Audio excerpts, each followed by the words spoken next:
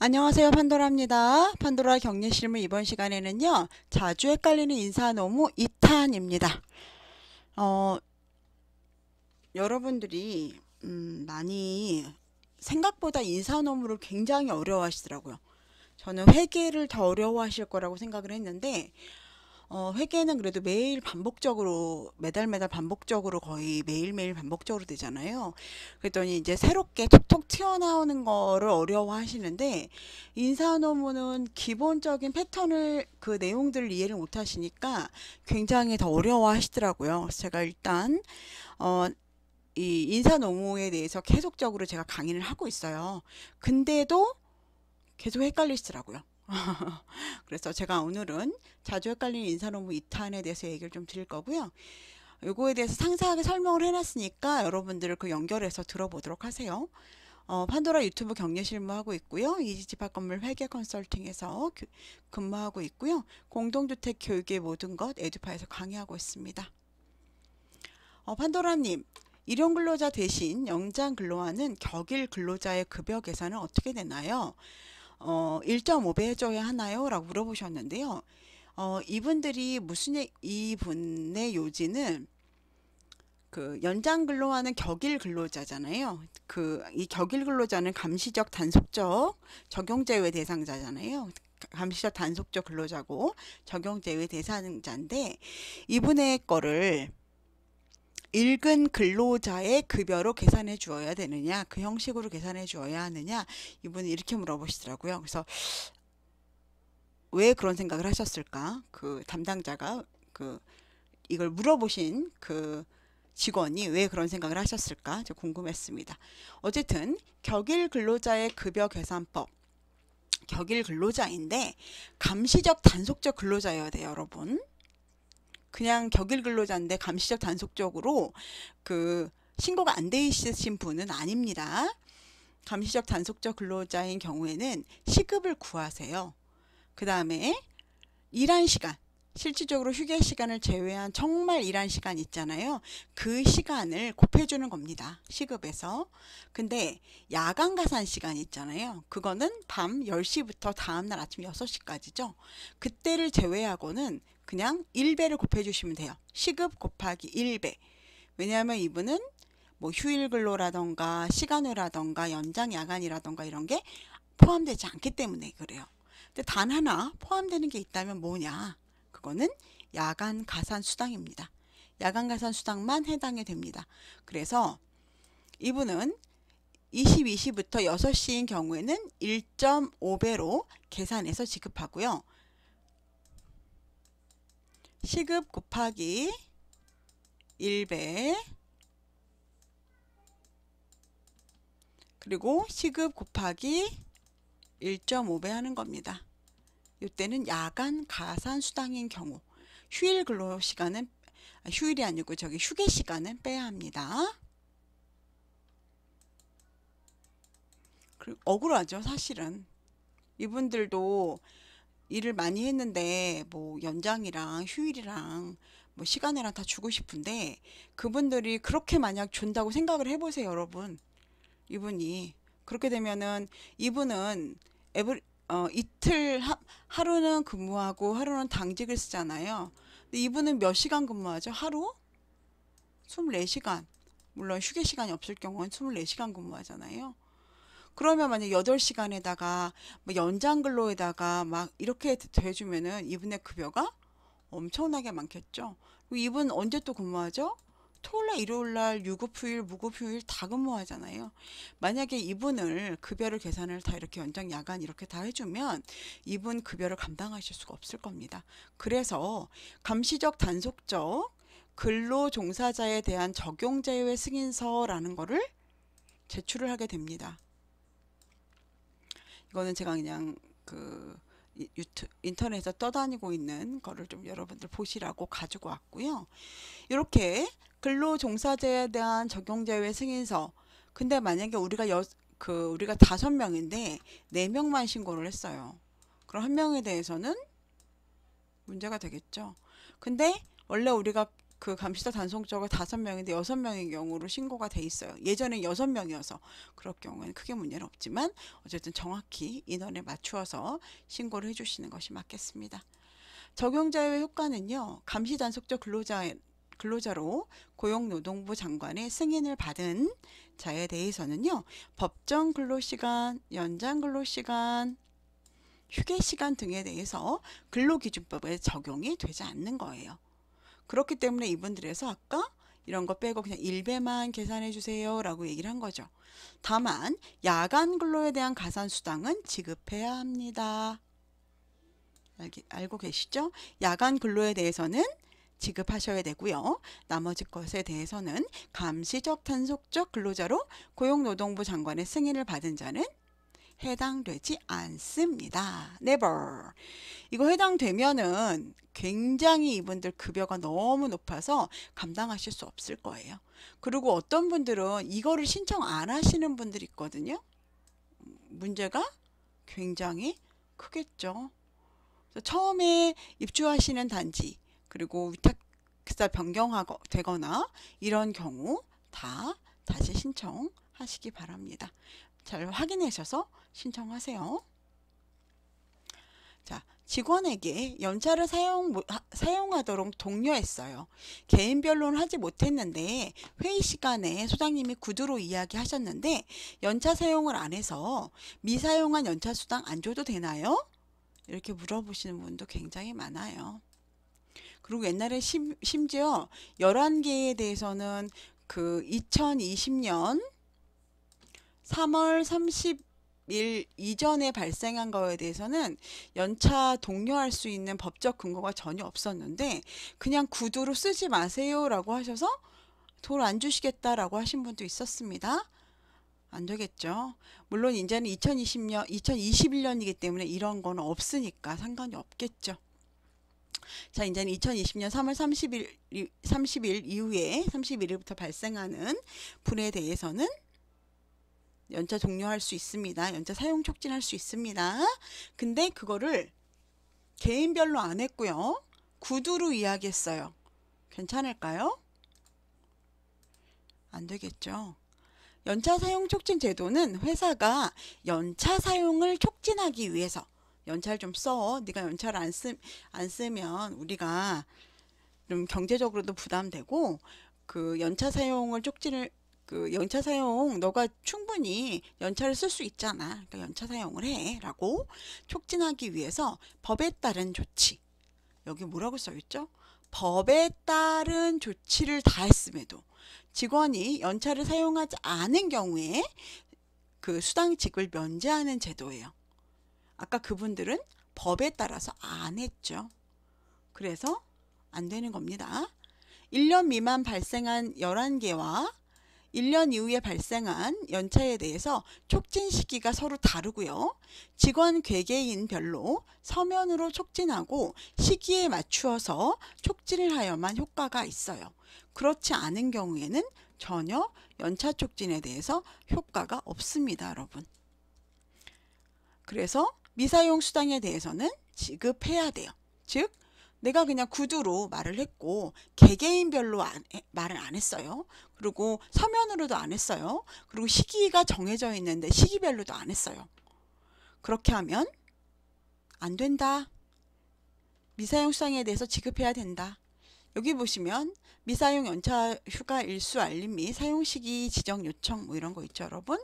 지정 통보서, 지정 요청서 개인별로 서면으로 기간에 맞추어서 하셔야 합니다. 요거는 제가 여러분 그 연차 촉진한 거 있으니까 여러분한테 올려드릴게요. 연결해 드릴게요. 월정의 급여가 210만 원이에요. 격리분이. 그래서 월정의 급여가 210만 원 이하인 격리 직원의 야간 가산 수당도 비과세인가요? 라고 물어보신 분이 있었어요. 이거는 많이 그래도 아시는 분이죠. 자, 이건 뭐냐면 소득세법 시행규칙 별표 2의 생산직 및 관련직의 범위예요, 여러분. 알고 계시죠? 이거에서 그 생산직의 관련 그 생산직이 어디까지 들어가느냐라는 이야기겠죠. 요거에 대해서 한번 좀 알아볼까요?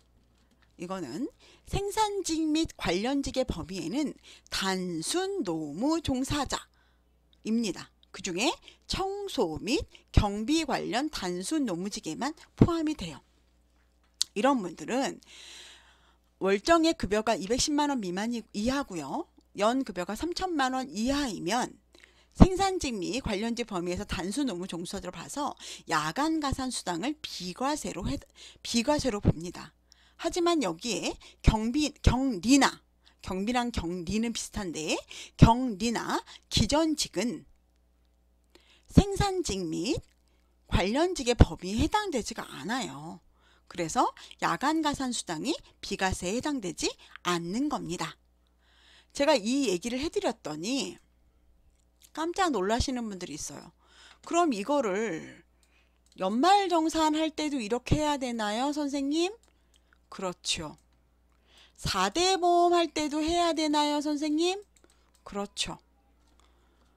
연말정산 4대 보험 할 때 모두 다 소득세법 시행규칙 별표에 따라서 생산직 및 관련직의 범위에 해당되는 청소 경비, 그리고 월정의 급여가 210만원 이하, 연급여가 3천만원 이하이라면 연 240만원까지 야간 가산 수당 등에 대해서 비과세에 해당되게 됩니다.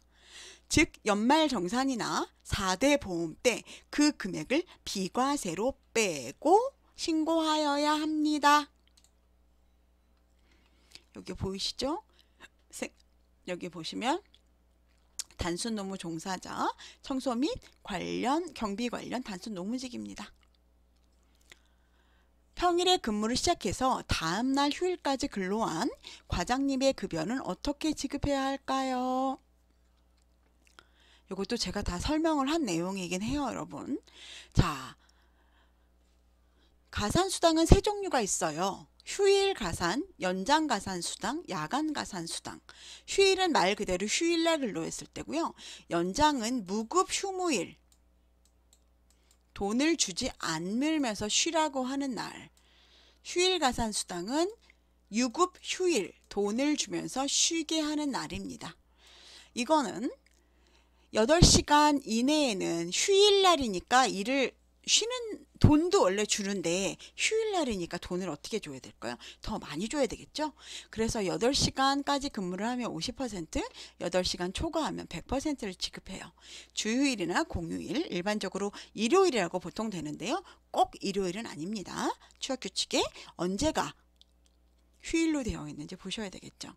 연장 가산 수당은 아까 무급 휴무일이라고 그랬죠. 무급 휴무일, 돈을 받지 않는데 쉬는 날입니다. 얘는 8시간 이내든 8시간 초과든 모두 다 50%. 원래 기본급 1에다가 0.5를 하니까 1.5배로 곱해준다는 얘기고요. 이 친구는 8시간 초과에 대해서는 1배 기본에다가 0.5에다가 또 0.5를 해주니까 2배로 곱해준다 라는 얘기겠죠. 연장 가산 수당은 시간의 근무, 무급 휴일 근무, 일반적으로 토요일입니다. 그리고 여기서 중요한 거는 그 휴일 수당과 연장 시간에는 중복 계산되지 않습니다.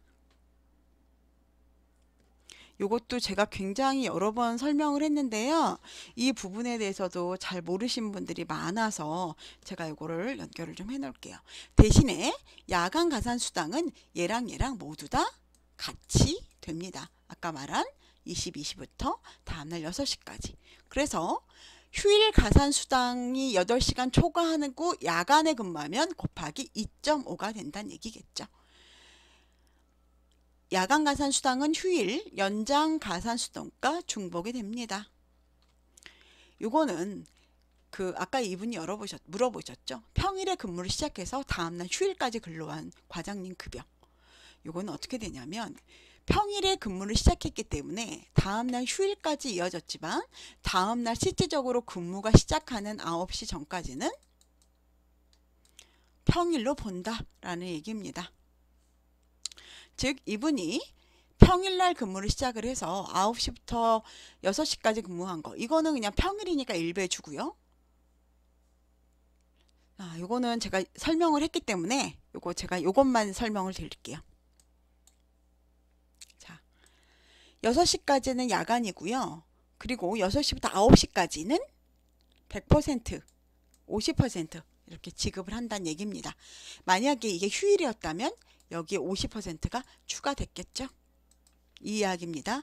근데 다음날 휴일 9시부터 근무를 또 한다면 그거는 휴일 근로로 본다 라는 이야기겠죠.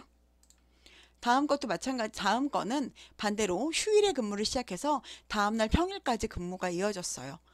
뭐 일요일날 근무를 했다가 근무를 하고 월요일날까지 이어진 경우죠. 여기도 6시간부터 9시간까지인데 여기는 휴일 근로로 보겠죠. 여기는 실제로 월요일이지만 일요일부터 연장이 됐기 때문에 휴일로 보는 겁니다. 그래서 100%, 50%, 50%로 본 거예요. 그리고 평일날은 100%로 본 겁니다. 요거는 제가 연결해 드릴게요. 퇴사자 급여와 연말정산 신고액은 원천징수 어디다 넣나요? 그냥 물어보셨는데 원천징수 이행상황 신고서 할 때 어디다 넣나요? 라고 물어보신 거겠죠? 이게 원천징수 이행상황 신고서죠. 여러분, 이제 여러분들이 가장 헷갈리시는 게 있는데 여기는 제가 그냥 비과세 제외 급여 했는데요. 비과세가 들어가는 급여도 있습니다, 여러분. 일반적으로 그냥 얘기를 할게요. 근로소득 중에서 여기 위에 간이세액 있죠. A01 있잖아요. 여기. 여러분들 퇴사직원, 중도퇴사직원 있잖아요. 그분들 급여를 쓰라고 하니까 여기 중도퇴사라고 너무 딱 써 있는 거예요. 여기다 써야겠다 라고 생각하시는 분들이 있어요. 아닙니다. 그분은 그달 급여를 받았죠. 그렇기 때문에 A01에다 쓰는 겁니다. 그러면 이 중도퇴사는 뭐를 쓰는 걸까요? 이분의 연말정산한 금액을 쓰는 겁니다. 이분이 2021년 만약 예를 들어서 7월 10일인데 퇴사를 했어요. 7월 10일까지 급여를 줬겠죠? 그거는 급여는 첫 번째 칸 A01에 쓰는 거고요. 어쨌든 이분은 그때 급여를 줬으니까 그분을 연말정산을 돌렸어요. 연말정산에 대해서 중도퇴사자 연말정산 부분에 대해서 여기 A02에 넣는다라는 겁니다. 그래서 퇴사자 연급여와 연말정산 각근세액을 넣는 겁니다. 이때도 역시 비과세 제외하고 넣겠죠. 그러면 여기도 연말정산이라고 있어요. 아니 되게 헷갈린다. 정말 더럽게 헷갈린다. 그렇죠. 아니 여기 헷갈리게 썼을까? 연말정산은 항상 열려있지 않죠. 연말정산 시기에만 열려 있습니다. 진짜 1년 동안 1년 모두 근무하고 퇴사한 직원에 대해서 그 직원에 대해서 중도퇴사가 아닌 분들에 대해서 연말정산을 여기다 쓰는 겁니다. 다시 한번 간이세액은 그분의 급여 중도퇴사했다 그러더라도 급여는 여기에다가 그분의 중도퇴사 연말정산은 요 A02에다가 그분이 1년 중도퇴사가 아니라 1년 근무하고 했을 때만 A04에다 연말정산을 써준다 이겁니다. 자, A01은요. 매월 급여 지급액인 원천진수액을 넣고요. 중도퇴사는 연도중 여러분 연도중 중도퇴사자의 연말정산 내역을 기재하고요. 일용근로는 일용근로자에게 지급한 일당 및 원천징수 내역을 기재하고요. 연말정산은요. 여기 연말정산 여기는 연도 말까지 계속 근로자에 대한 연말정산한 내용을 기재하는 겁니다. 자, 퇴직소득을 좀 보겠습니다, 여러분. 퇴직소득. 여러분들 물어보시는 분 있잖아요. 퇴직한 건 어디다 넣나요? 여기다 넣는 겁니다. 여러분, 여기다 넣으시는 거예요. 퇴직소득. 자, 그리고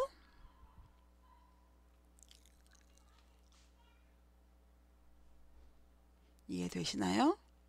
자, 여러분 제가 여러분들이 가장 헷갈려 하시는 것들 몇 가지를 이야기를 드렸어요.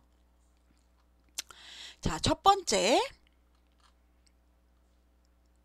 일용 근로자 대신에 격일 근로하시는 분들 이분들에 대해서는 어떻게 계산해야 되나요? 이렇게 물어봤죠? 이거에 대해서는 연장근로, 격일 근로자들은 감시적, 단속적 근로자고 적용제외 대상자이기 때문에 시급 곱하기 1배 그리고 야간 가산만 1.5배 해주면 된다라고 이야기 드렸습니다. 왜냐하면 이분들 감시 단속적 근로자는 연장 근로시간, 휴게시간 등에 대해서 근로 규정을 모두 적용 제외되기 때문이에요. 직원에게 구두로 그리고 전체적인 통보로 한 연차 촉진은 법적인 효력이 없습니다. 그리고 개월에 맞추어서 해야 합니다. 그래서 만약에 그렇지 않은 경우에는 미사용 연차 수당은 지급하여야 합니다. 월정의 급여가 210만 원이고 연 3천만 원 이하인 경비 그리고 청소 직원들에 대해서는 생산직미 관련직 범위의 단순 노무 종사자로 봐서 연 240만 원까지 야간 가산수당을 비과세로 봅니다. 평일에 근무해서 다음날 휴일까지 근로한 경우에는 다음날 실제로 휴일이 근로가 시작되는 시간까지는 평일 근로로 봅니다. 휴일, 연장, 야간 가산수당은 휴일은 8시간 이내와 8시간 초과로 50%와 100%로 계산을 하고요. 연장은 다 50%, 야간 가산수당 50%는 휴일 가산수당과 연장 가산수당에 모두 다 중복됩니다. 퇴사자 급여와 연말정산 급여는 퇴사자 급여는 간이세에게, 연말정산 돌린 거는 중도퇴사자 연말정산은 두 번째 중도퇴사자에, 그리고 연말정산은 실질적으로 연도 말까지 계속 근로한 직원에게, 그리고 퇴직소득은 퇴직소득에 입력합니다.